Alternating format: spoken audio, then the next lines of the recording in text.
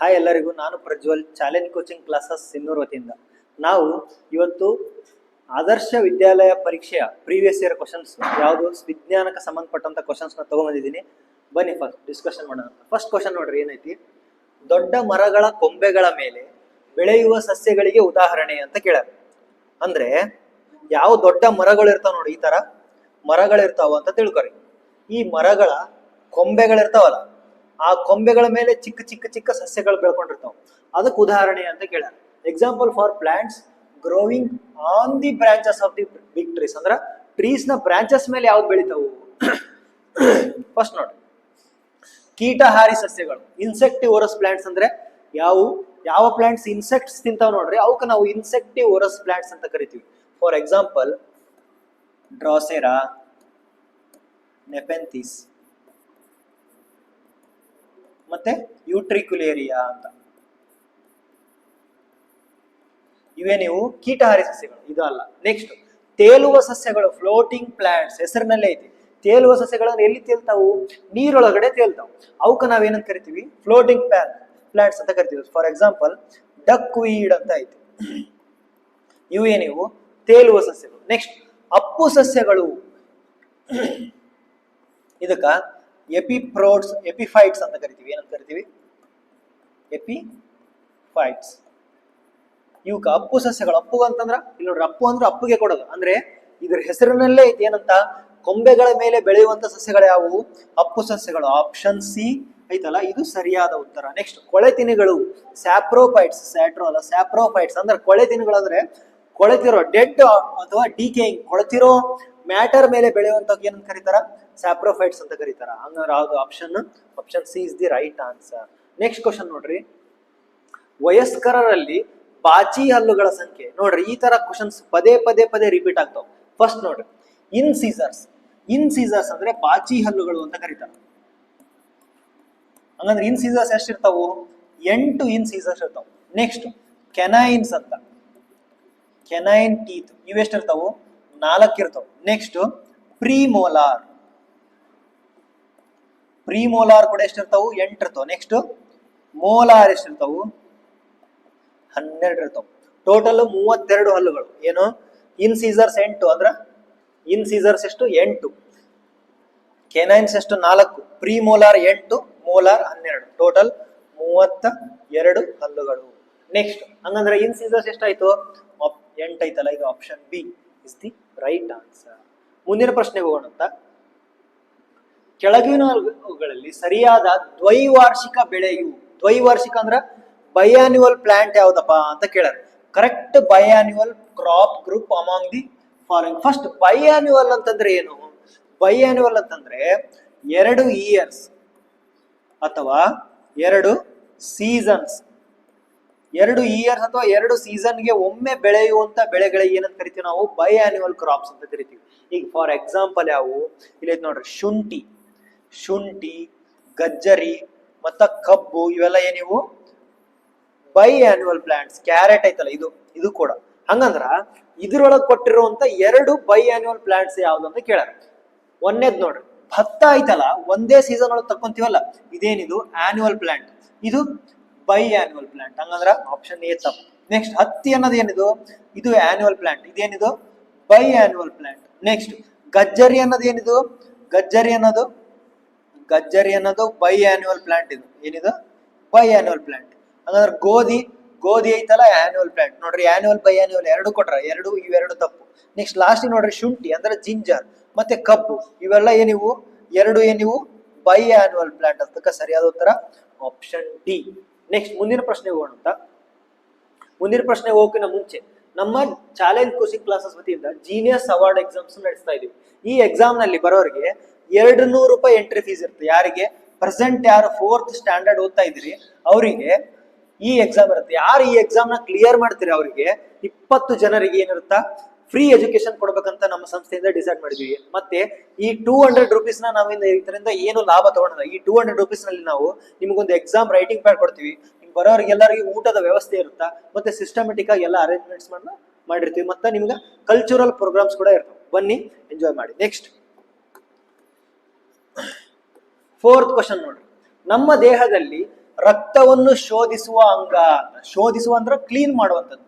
The organ which filters the blood in our bodies. ಅಂದ್ರೆ ಯಾವ organ ನಮ್ಮ body ಒಳಗಿರೋ ಬ್ಲಡ್ ನ ಫಿಲ್ಟರ್ ಮಾಡುತ್ತಂತ. ಒಂದೇದ್ ನೋಡ್ರಿ ಏನೈತಿ, ಶ್ವಾಸಕೋಶ, ಲಂಗ್ಸ್. ಲಂಗ್ಸ್ ಏನ್ ಮಾಡ್ತಾವಪ್ಪ, ಲಂಗ್ಸ್ ಆಕ್ಸಿಜನ್ ನ ತಗೊಂಡು ಕಾರ್ಬನ್ ಡೈಆಕ್ಸೈಡ್ ನ ಹೊರಗಡೆ ಆಗ್ತಾವ, ಇವು ಫಿಲ್ಟರ್ ಮಾಡಂಗಿಲ್ಲ. ನೆಕ್ಸ್ಟ್ ಹಂಗಂದ್ರ ಕಿಡ್ನೀಸ್ ನೋಡ್ರಿ, ಕಿಡ್ನೀಸ್ ಏನ್ ಮಾಡ್ತಾವು, ಈ ಬ್ಲಡ್ ನ ಫಿಲ್ಟರ್ ಮಾಡ್ತಾವು.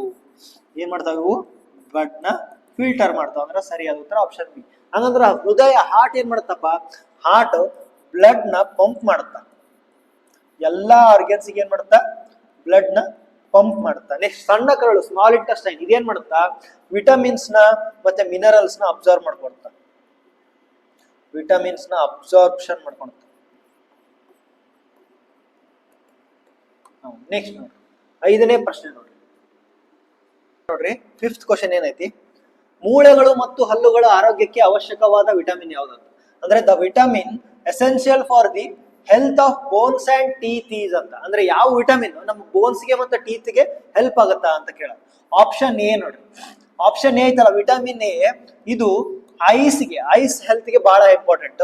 ಇದು ಯಾವ್ದ್ರಲ್ಲಿ ಸಿಗುತ್ತಂದ್ರ ಕ್ಯಾರೆಟ್ ಅಂದ್ರೆ ಗಜ್ಜರಿ ಅದ್ರೊಳಗಡೆ, ಮತ್ತ ಪಪಾಯ ಹಣ್ಣೊಳಗಡೆ ಹೇರಳವಾಗಿ ಅಂದ್ರೆ ಜಗ್ಗಿ ಸಿಗತೈತಿ. ನೆಕ್ಸ್ಟ್ ವಿಟಮಿನ್ ಬಿ ಅದ್ರೊಳಗೆ ಸಿಗುತ್ತಪ್ಪ. ವಿಟಮಿನ್ ಬಿ ನಮಗ ಲೆಗ್ಯೂಮ್ಸ್ ಒಳಗೆ ಸಿಗುತ್ತ. ಲೆಗ್ಯೂಮ್ಸ್ ಅಂದ್ರ ಕಾಳುಗಳು. ಇದು ನಮ್ಮ ಮೆಟಾಬಾಲಿಸಮ್, ಬಾಡಿಯ ಮೆಟಾಬಾಲಿಸಮ್ ಮತ್ತ ರೆಡ್ ಬ್ಲಡ್ ಸೆಲ್ಸ್ RBC ಅವಕರ್ನ ಪ್ರೊಡ್ಯೂಸ್ ಮಾಡಕ ವಿಟಮಿನ್ ಬಿ ಬಹಳ ಹೆಲ್ಪ್ ಮಾಡುತ್ತ. ನೆಕ್ಸ್ಟ್ ವಿಟಮಿನ್ ಸಿ ಐತಲ್ಲ, ಇದು orange, next tomato, next lemons, ಇದ್ರೊಳಗಡೆ ಬಹಳ ಸಿಗುತ್ತಾ. ಇದರಿಂದ ನಮಗೆ ಏನ್ ಯೂಸ್ ಅಪ್ಪ ಅಂತಂದ್ರೆ ವಿಟಮಿನ್ ಸಿ ಇಂದ ನಮ್ಗ ಇಮ್ಯೂನ್ ಸಿಸ್ಟಮ್ ಅಂದ್ರ ರೋಗ ನಿರೋಧಕ ಶಕ್ತಿ ಅಂತ ಕರಿತೀವಿ ನಾವು. ರೋಗ ನಿರೋಧಕ ಶಕ್ತಿ ಅಂದ್ರೆ ಏನಪ್ಪಾ, ರೋಗ ನಿರೋಧಕ ಶಕ್ತಿ ಅಂತಂದ್ರ ನಮ್ಮ ರೋಗವನ್ನ ಫೈಟ್ ಮಾಡುವಂತ ಕೆಪಾಸಿಟಿ ಇರುವಂತದ್ದು ನಮ್ಮ ಬಾಡಿಗೆ ಇರ್ತೈತಿ, ಅದಕ್ಕೆ ನಾವು ರೋಗ ನಿರೋಧಕ ಶಕ್ತಿ ಅಂತ ಕರಿತೀವಿ. ವಿಟಮಿನ್ ಬಿ ಐತಲ್ಲ, ಇದು ನಮ್ಮ ಬೋನ್ಸ್ ಮತ್ತ ಟೀತ್, ಇದೆಲ್ಲಿ ಇರ್ತಂದ್ರ ಕ್ಯಾಲ್ಸಿಯಂ ಅಂತ ಹೇಳ್ತೀವಿ ನೋಡು, ನಮ್ಮ ಬೋನ್ಸ್ ಮತ್ತೆ ಟೀತ್ ನ ಸ್ಟ್ರಾಂಗ್ ಮಾಡಕ ಹೆಲ್ಪ್ ಮಾಡುತ್ತೆ. ಇದು ಮಿಲ್ಕ್ ಒಳಗಡೆ ಮತ್ತೆ ಮೀಟ್, ಎಗ್ಸ್, ಇದ್ರೊಳಗಡೆ ವಿಟಮಿನ್ ಡಿ ನಿಮ್ಗ ಸಿಗುತ್ತಾ. ಹಂಗಂದ್ರೆ ಆಪ್ಷನ್ ಸರಿಯಾದ ಉತ್ತರ ಯಾವುದು, ಆಪ್ಷನ್ ಡಿ. ನೆಕ್ಸ್ಟ್ ಮುಂದಿನ ಪ್ರಶ್ನೆಗೆ ಹೋಗೋಣ. ಜಲಮಾಲಿನ್ಯಕ್ಕೆ ಕಾರಣವಾಗುವ ಭಾರಧಾತು ಯಾವ್ದಪ್ಪ? The heavy metal which causes water pollution ಯಾವ್ದಪ್ಪ ಅಂತಂದ್ರ ಇಲ್ಲಿ ನೋಡ್ರಿ, ಪಾದರಸ, ಮರ್ಕ್ಯುರಿ. ಈ ಮರ್ಕ್ಯುರಿ ಎಷ್ಟು ಹೆವಿ ಇರುತ್ತಂದ್ರ, ಈ ಮರ್ಕ್ಯುರಿ ಅನ್ನೋದು ಒಂದು ಲಿಕ್ವಿಡ್. ಇದು ಏನಿದು, ಲಿಕ್ವಿಡ್ ಮೆಟಲ್. ಇದು ಲಿಕ್ವಿಡ್ ಅಂದ್ರ ದ್ರವ್ಯ, ಇದೇನಿದೆ ದ್ರವ್ಯ, ಅಂದ್ರೆ ನೀರಿದ್ದಂಗಿರುತ್ತ. ಇದ್ರೊಳಗಡೆ ನೀವು ಕಬ್ಬಿಣವನ್ನ ಹಾಕಿದ್ರು ಕೂಡ ಅದು ತೇಲುತ್ತ, ಅಷ್ಟು ಹೆವಿ ಇರ್ತಿದೆ ಮರ್ಕ್ಯುರಿ. ಅರ್ಥ ಆಯ್ತಾ? ನೆಕ್ಸ್ಟ್ ಮುಂದಿನ ಪ್ರಶ್ನೆ ಹೋಗೋಣ. Aquatic animal which purifies the water is. ನೀರನ್ನು ಶುದ್ಧೀಕರಿಸುವ ಜಲಚರವೆಂದರೆ ಯಾವ್ದಪ್ಪ ಅಂತಂದ್ರ, ನೀರನ್ನು ಶುದ್ಧೀಕರಿಸುವ ಜಲಚರ ಯಾವುದು? ಫಿಶ್, ಮೀನು. ಈ ಮೀನ್ ಏನ್ ಮಾಡ್ತಾ, ನೀರೊಳಗಿರುವಂತ ಫುಡ್ ಮೆಟೀರಿಯಲ್ಸ್ ಅಥವಾ ಏನಾದ್ರೂ ಇರ್ತಲ್ಲ ಅದನ್ನ ಕ್ಲೀನ್ ಮಾಡ್ತಾ ಹೋಗುತ್ತಾ ಅಂತ. ನೆಕ್ಸ್ಟ್ 8th ಕ್ವಶನ್ ನೋಡ್ರಿ. 8th ಕ್ವಶನ್ ಹೋಗೋಕಿನ ಮುಂಚೆ ನಮ್ಮ ಚಾಲೆಂಜ್ ಕೋಚಿಂಗ್ ಕ್ಲಾಸಸ್ ವತಿಯಿಂದ ನಾವು ಜೀನಿಯಸ್ ಅವಾರ್ಡ್ ಎಕ್ಸಾಮ್ ನ ಕಂಡಕ್ಟ್ ಮಾಡ್ತೀವಿ ಅಂತ ಆಲ್ರೆಡಿ ಹೇಳಿದ್ವಿ ನಾವು. ಒಂದ್ ವೇಳೆ ನೀವು ಪಾಸ್ ಆದ್ರೆ ಅಥವಾ ಫಸ್ಟ್ ಬಂದ್ರೆ ನಿಮಗೊಂದಿಷ್ಟು ಬಹುಮಾನಗಳದ. ಯಾವಂದ್ರ 10,001 ರೂಪಾಯಿ, ಸೆಕೆಂಡ್ ಬಂದವ್ರಿಗೆ 7,500, ನೆಕ್ಸ್ಟ್ ಥರ್ಡ್ ಬಂದವರಿಗೆ 5,000, ಫೋರ್ತ್ ಬಂದವರಿಗೆ 2,500, ಫಿಫ್ತ್ ಬಂದವರಿಗೆ 1,000. ಇದನ್ನ 5 ಜನ ವಿದ್ಯಾರ್ಥಿಗಳಿಗೆ ಕೊಡಲಾಗುವುದು. ಅಂದ್ರೆ ಟೋಟಲ್ ಫಸ್ಟ್ ಟಾಪ್ 10 ಸ್ಟೂಡೆಂಟ್ಸ್ಗೆ ಇಷ್ಟು ಏನಿರ್ತಾ ಬಹುಮಾನಗಳಿರ್ತಾವು. ಮತ್ತ ಯಾರು ಟಾಪ್ 20 ಸ್ಟೂಡೆಂಟ್ಸ್ ಇರ್ತಾರಲ್ಲ, ಮತ್ತೆ ಒಳ್ಳೆ ಅಂಕಗಳು ಅಬೋವ್ 45 ಈ ತರ ಮಾರ್ಕ್ಸ್ ತೆಗೆದಿದ್ರಿ ಅಂತಂದ್ರ ನಿಮ್ಗ 20 ಜನರಿಗೆ ಏನ್ ಮಾಡುತ್ತಾ, ಫ್ರೀ ಕೋಚಿಂಗ್ 1 ವರ್ಷ, 1 ಇಯರ್, ಅಪ್ ಟು 1 ಇಯರ್ ಏನ್ ಮಾಡ್ತೀವಿ, ಫ್ರೀ ಕೋಚಿಂಗ್ ಕೊಡುವಂತ ಸೌಲಭ್ಯವನ್ನು ನಾವು ಕಲ್ಪಿಸಿ ಕೊಡ್ತೀವಿ. ಅಂದ್ರೆ ಫ್ರೀ ಕೋಚಿಂಗ್ ಕೊಡ್ತೀವಿ ಅಂತ. ನೆಕ್ಸ್ಟ್ ನೋಡೋಣ ಮುಂದಿನ ಪ್ರಶ್ನೆ ನೋಡ್ರಿ. ವಯಸ್ಕ ಜೀವಿಗಳು ತನ್ನನ್ನೇ ಹೋಲುವ ಜೀವಿಗಳಿಗೆ ಜನ್ಮ ನೀಡುವ ಪ್ರಕ್ರಿಯೆ ಏನಂತ ಕರೀತಾರ? The process in which an adult organisms gives birth to its young ones which resembles of its own ಅಂತ. ಅಂದ್ರೆ ಯಾವ ಏನಂತ ನೋಡ್ರಿ, ಒಂದು ಅಡಲ್ಟ್ ಅಂದ್ರೆ ಒಂದು ದೊಡ್ಡ ಪ್ರಾಣಿ ಐತಲ್ಲ, ಒಂದು ಚಿಕ್ಕ ಪ್ರಾಣಿಗೆ ಜನ್ಮ ಕೊಡ್ತಲ್ಲ ತನ್ನದೇ ಆದಂತ ಒಂದು ಪ್ರಾಣಿಗೆ, ಅದಕ್ಕೆ ಏನಂತ ಕರಿತೀವಿ? ಎಕ್ಸ್ಕ್ರಿಯೇಷನ್. ಅಂದ್ರೆ ಒಂದೇದ್ದು ವೇಸ್ಟ್ ನ ತೆಗೆದಾಕೋದಕ್ಕ ಏನಂತ ಕರಿತೀವಿ? ಎಕ್ಸ್ಕ್ರಿಯೇಷನ್ ಅಂತ ಕರಿತೀವಿ. ಇದು ತಪ್ಪು. ಸಂತಾನೋತ್ಪತ್ತಿ, ರೀಪ್ರೊಡಕ್ಷನ್, ಇದು ಸರಿಯಾದ ಉತ್ತರ. ಈ ಸಂತಾನೋತ್ಪತ್ತಿ ಅಂದ್ರೆ ಏನು? An adult organism giving birth to its young ones ಅಂತ ಅರ್ಥ. ಅಂದ್ರ ತನ್ನದೇ ಹೋಲುವಂತ ತನ್ನ ಚಿಕ್ಕ ಜೀವಿಗಳಿಗೆ ಏನ್ ಕೊಡುತ್ತೆ? ಜನ್ಮ ಕೊಡುತ್ತಾ. ನೆಕ್ಸ್ಟ್ ರೆಸ್ಪಿರೇಷನ್ ಅಂದ್ರೆ ಉಸಿರಾಟ ಕ್ರಿಯೆ, ಆಕ್ಸಿಜನ್ ನ ತಗೊಳ್ಳೋದು, CO2 ನ ಹೊರಗಡೆ ಹಾಕೋದು. ನೆಕ್ಸ್ಟ್ ರಕ್ತ ಪರಿಚಲನೆ ಅಂದ್ರ ಬ್ಲಡ್ ಸರ್ಕ್ಯುಲೇಷನ್ ಅಂತಂದ್ರ ಬ್ಲಡ್ ನ ಎಲ್ಲಾ ಭಾಗಗಳಿಗೆ, ಹಾರ್ಟ್ ಇಂದ ಹಿಡಿದು ಎಲ್ಲಾ ಭಾಗಗಳಿಗೆ ಏನ್ ಕಳೆದು ಪಂಪ್ ಮಾಡೋದು, ಇದಕ್ಕೆ ಏನಂತ ಕರಿತೀವಿ? ಬ್ಲಡ್ ಸರ್ಕ್ಯುಲೇಷನ್ ಅಂತ ಕರಿತೀವಿ. ನೆಕ್ಸ್ಟ್ ಮುಂದಿನ ಪ್ರಶ್ನೆ ಹೋಗೋಣ. ಏನಾಯ್ತು ಮುಂದಿನ ಪ್ರಶ್ನೆ? ನೀನು ಟಿವಿ ರಿಮೋಟ್ ನಲ್ಲಿ ಶುಷ್ಕ ಕೋಶಗಳನ್ನು ನೋಡಿರುವಿ. ಈ ಶುಷ್ಕ ಕೋಶಗಳು ಅಂದ್ರೆ ಸೆಲ್ ಅಂತ ನೋಡು. ಈ ಸೆಲ್ ಶಕ್ತಿ ಬದಲಾವಣೆ ವಿಧವು. ಇದು ರೀಸೆಂಟ್ ಆಗಿ ಮುರಾರ್ಜಿ ಕ್ವಶನ್ ಪೇಪರ್ ನಲ್ಲಿ ಇದನ್ನ ಕೇಳಿದ್ರು. ಎಷ್ಟೊಂದ್ ಜನ ರಾಂಗ್ ಮಾಡಿರಿ ನೋಡ್ರಿ.